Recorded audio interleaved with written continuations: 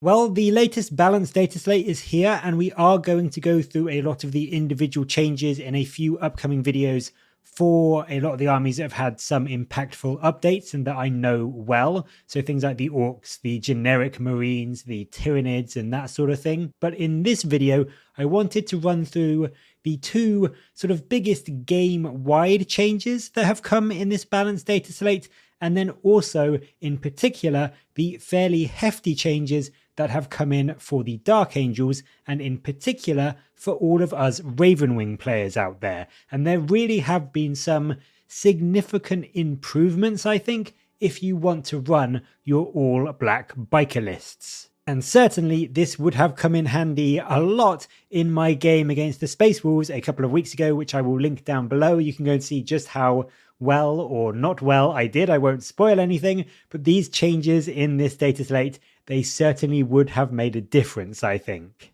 So yes, first up, the Balance Dataslate itself has two very impactful updates for the core rules of 10th edition. And first up is the various rules and stratagems as well as unit abilities that allow your units to set up 3 inches away from enemies rather than the usual 9 inches. They are now gone. I mean, they're not completely gone, but there is no more setting up 3 inches away to get onto an objective more easily or just threaten an enemy with even more deadly close range shooting. As you can see, that has now been changed to 6 inches. So you can still come in closer than you normally could, but all of the abilities which previously said you could deep strike in or drop in or appear 3 inches away are now 6 inches away. Now, the core rule update just mentions stratagems, but if we look at things like Inceptors and Trigons, you can see that their specific rules, so subterranean tunnels and meteoric descent, they have also been updated as well. So they also now limit you to setting up 6 inches away. And also, quite importantly, it does specify your movement phase only. So you can't use this rule when you bring them in via rapid ingress anymore, as that is done in your opponent's movement phase. So that is a genuinely significant change, and I think it is going to make things like using Inceptors as sneaky little backfield objective grabbers a tiny bit more difficult. It did come with a slight points drop to those units, so units that had that 3-inch rule before generally have dropped down in points a bit. Inceptors went down from 130 points to just 120 for 3 of them, whilst Trigons are down 20 points to just 150. So they are maybe a little bit less techie and objective focused, but they are a bit cheaper to help compensate for that. The other big rules change is to things like Armour of Contempt and other stratagems that allow you to reduce the incoming AP of enemy attacks. Now, at present, the rules for those abilities last for the phase. So if you pop it right at the start of the phase against the first set of enemy shooting, then any other enemy attacks that go into your unit will also be at -1 AP. Now that has changed so that it is just on that specific attacking unit's attacks. So if your Marines, for instance, got shot by an enemy squad and you decided to pop Armour of Contempt, it is only against those particular specific shots. Any other units in your opponent's army that shoots after that, they don't suffer from the reduction. So this is much less impactful now, and you can much more easily attempt to bait that kind of stratagem out of an opponent and force them to use it on some scary shooting, but then still get some more potentially even deadlier shooting into them and bypass that -1 AP reduction. It is still, of course, a very good stratagem to keep a unit alive if you are in combat or you are only expecting one really scary unit to be shooting into you, but I just think it is going to be much more difficult to keep a unit alive for an entire phase now just by popping that one stratagem on them. You can't really use it as a oh shit just in case button to have and keep a unit safer for the entire phase, because it will only impact on one set of shooting. So if your opponent really does want to get rid of them and has a few units that have line of sight and range on them, they can still put some essentially full strength shooting into you. It's a fairly significant update to those kind of stratagems, and it means that in general, most factions in the game are going to have a slightly more difficult time not only nabbing and controlling backfield objectives, but also they are going to be slightly less durable if they do have one of those reduced AP strats that they used to rely on. But now, if we look at the first of the factions we are going to be covering in the next few videos, and of course the first is going to be the Dark Angels, they did get 1 points increase, but as I mentioned, you really can now run a Ravenwing list much more effectively too with these changes, which for me is just a brilliant update. The points increase is on the Lion, and yes, he did get a fairly hefty bump of 30 points all the way back up to 315 points, and I can hear the outrage already. He did literally just get a drop in the last field manual, but this increase did also come with a buff.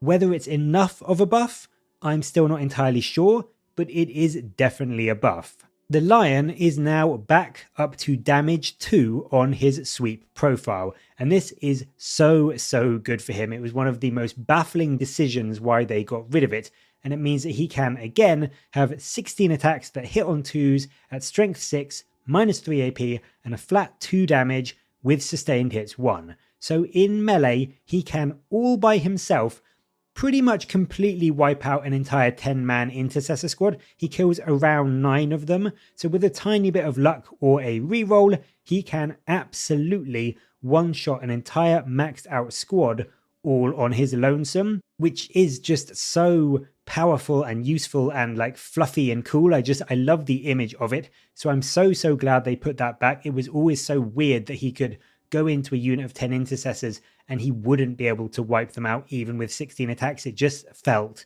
wrong. So I'm glad they brought that change back. I kind of wish it had come alongside an increase to maybe 300 points. I don't know if 315 is still maybe a bit too much for him, but it is at least a step in the right direction, and I think he is still very usable at that cost.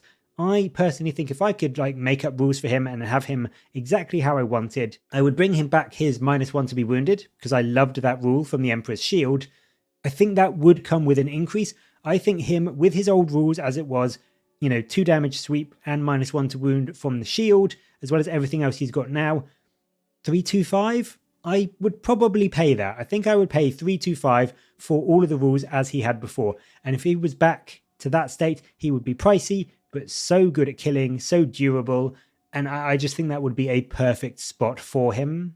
On top of that, the often underused Company of Hunters detachment got a very welcome buff for your mounted units. It still keeps the ability to shoot after you've advanced or fallen back, but now your mounted units can also charge after advancing or fallen back, so making your entire army super mobile, and your biker units especially incredibly deadly at getting up towards the enemy and getting into combat as fast as possible. It is a genuinely great change, and it's made even more impactful with a few other updates they've had. One of them is to one of your enhancements, the Mounted Strategist enhancement, and don't worry, I'm not going crazy. There's a wording error in the Dataslate. They did say in the Warhammer community article, but it is for the Mounted Strategist enhancement. That's gone from allowing you to charge after advancing or falling back to now giving you rerolls to your advance and charge rolls. So it is now very easy to get a big blob of Black Knights and a character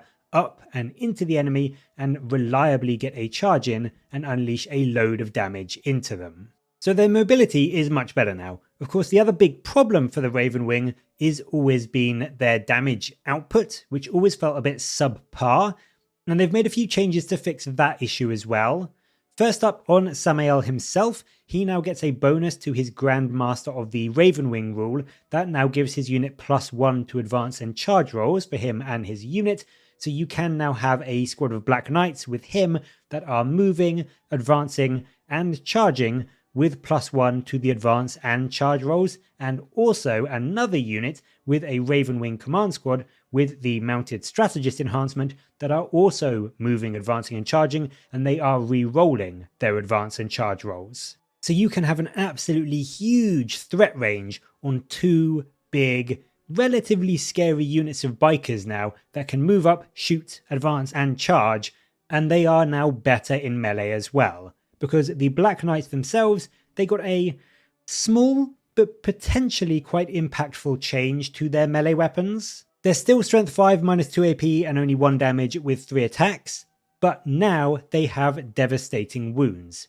And what that means is that on the charge where their unit rule of anti-monster and anti-vehicle 4+ comes into play, you can now do quite a bit of reliable damage into vehicles and monsters. And a unit of 6 into something like an Oath of Moment tank can easily chip off 8 wounds from it with no saves allowed. So with, say, Samael or another character with them, it's very likely that that unit could just wipe out something like an enemy gladiator tank or another big monstrous creature from an opponent's army really quite quickly. And even when you are not getting the charge, just gaining those devastating wounds so you're in ongoing combats or against regular non-vehicle units, that definitely will help you. It's not going to make a huge difference because obviously it's only going to go off on 6s to wound, but having dev wounds does help you crack through harder saves like Terminators and Custodies just that bit more reliably. So considering there's been no points increase,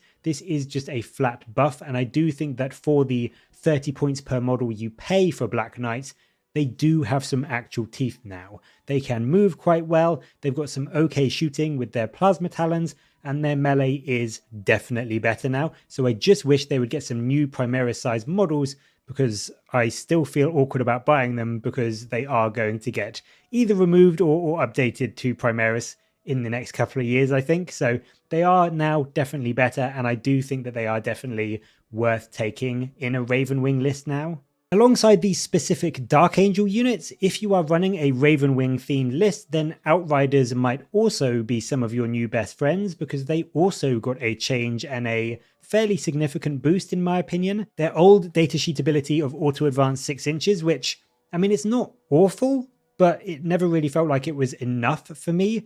That has had a very tasty improvement in my opinion. The turbo boost ability is gone and has been changed to Thunderous Impact, which now grants the unit +1 strength and damage on their melee attacks after they've charged, and that goes a huge way to making them scarier on the battlefield. For just 80 points, they are a really quite cheap unit that can now do a noticeable amount of damage on the charge. I'm still not sure just how good or meta they are. They are still a little bit sort of flimsy for what they do. I wouldn't have minded personally if they had kept the auto advance 6 inches. I think having that as well as the new +1 strength and damage on the charge wouldn't really have made them oppressive in any way, and would have still kept them as being this fast moving, decent in melee unit that doesn't really have any noticeable shooting. So they would still have that one downside, but they could still get around the board quite quickly and actually do something in combat. So that would have been my preference, but as it is, 80 points for a small unit that can move around the board still reasonably fast, and when they do charge into combat have got 2 damage on their chainswords is now pretty okay. Certainly for factions like Blood Angels and Space Wolves, I think they are going to be really quite scary now as melee threats, but even for us Ravenwing players, it does just give them a lot more use on the battlefield and a unit ability that is actually enjoyable to think about and use. Like auto advance 6 inches was just kind of like meh. I forgot to use it so many times because it's a non-ability really.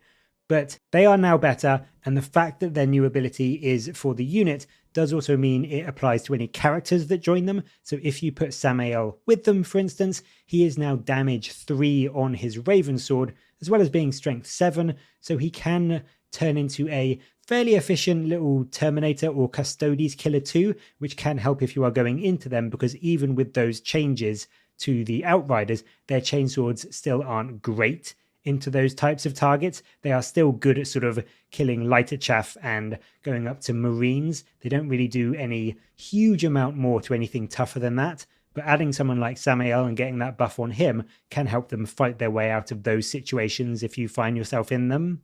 On top of that, there are naturally some other changes which we will cover in the main Marine focus of this data slate when we do that video, but there are a few that do have an impact on Dark Angels. Things like the Repulsor Executioner now has an extra transport slot going up to 7 instead of 6, which is really nice. The Fire Discipline enhancement finally caught a nerf. It loses the crits on 5+ in Devastator Doctrine and instead just gives you rerolls on your advanced rolls on top of the sustained hits one. And then a few other changes to other commonly seen units like Intercessors and Heavy Intercessors and Stern Guard and Infernus Marines, and even the Predator Annihilator, which is kind of cool. But we will go through all of those in one of the follow-up videos, so that is going to be covered there, and that is going to be everything for this video. I would say the Dark Angels have maybe not made out quite as well as some people had hoped. I know that a lot of people were hoping the Lion would get the Deathwing and the Ravenwing keyword just to make him kind of fit in with a lot of the detachments, and certainly the Grotmus detachment a little more effectively, but they do look better overall, I think. The Lion is more expensive, but he is definitely killier, and Ravenwing specifically have got a load more bite to go along with their speed, so especially if you are using the new and improved Company of Hunters detachment. But as always, I'd love to know what you think of these changes, and do you think they are enough to propel Ravenwing into the meta of Dark Angel lists, or is it still going to be sort of Gladius or, you know, Inner Circle kind of lists that are going to be the best way to play the Dark Angels going forward? Let me know your thoughts down below, and as always, thank you very much for watching. Please do like and subscribe for more Warhammer content from me, but until next time, I'll catch you later, guys.